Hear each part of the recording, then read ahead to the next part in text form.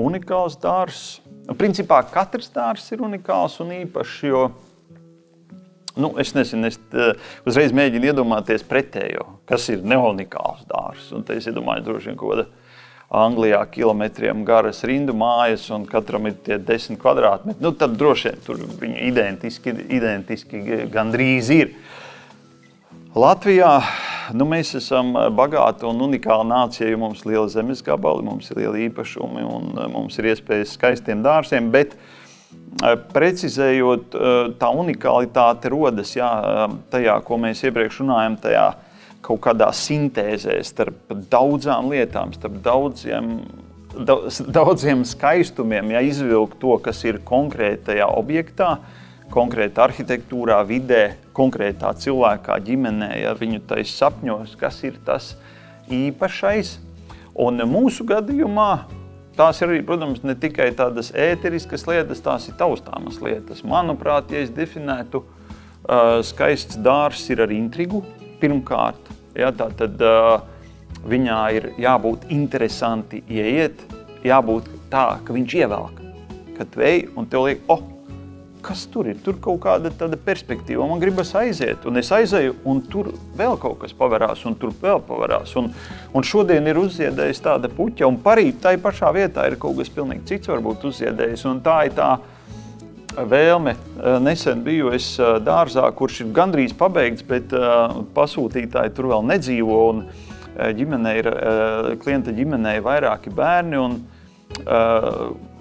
klienta meitiņa tāda pusaudzis, kas man liktos, kad austiņas ausīs un skrolējam telefonu, es ieju tai dārzā, un viņa atbraukusi ar savu mammu, un viņa iet, un viņa fotografē puķes, un man tas ir, es teiktu, fantastisks novērtējums mūsu darbam, kad mūsdienās pusaudzis, nonākot savā dārzā, ir priecīgs un pārsteigts acīm redzot. Tātad viņš ir kaut ko tur ieraudzījis, un manuprāt, tas ir tas mūsu mērķis, lai tas ir interesanti, piedzīvojums, pārdzīvojums un tāda telpa, kur cilvēki jūtās varbūt pat labāki nekā viņi ir kaut kādā mērā. Dārzs ir idealizēts, un daba idealizēta. Un tad cilvēks arī sevi droši vien tur var kaut kā daudz mierīgāk un foršāk sevi ielikt un labi justies. Tā ir māksla. Es nevaru to savādāk nosaukt, jo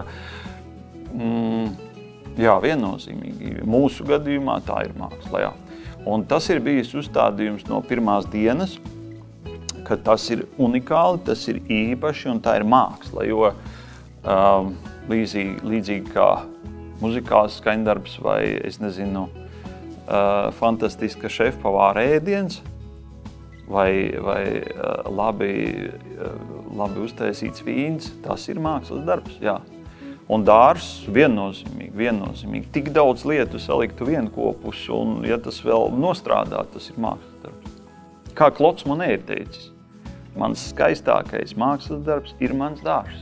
Cilvēks, kura gleznas ir tik slavenas. Arī tur mēs bijām ar kolēģiem Monē dārzā, un izsteigājām un redzējām dīķi ar tiltiņu un ūdensrozēm un visu, un vērienīgs dārzs, vērienīgs. Skaidrs, kur cilvēks ir licis visu savu laiku, enerģiju un naudu un izbaudījis to, un pēc tam īstenībā kaut kādā mērā transformējot parādījis visai pasaulē. Mākslas darbs viennozīmīgi.